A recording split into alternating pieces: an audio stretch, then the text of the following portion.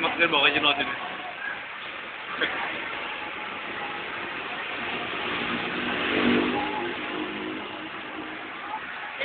นี่จะของร้านแล้วเนี่ย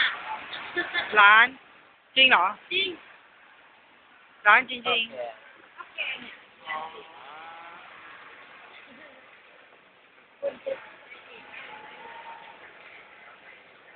ถ่ายวิดีโออยู่ ๆจ้ะ เต็มกล้อง เต็มกล้อง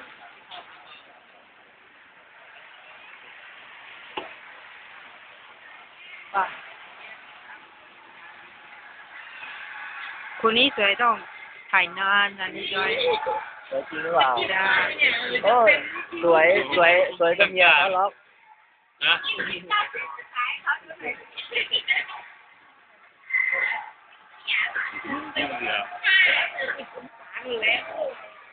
ใช่ไม่รู้ได้ทำไมพูดเพราะว่าเขาถ่ายวิดีโอ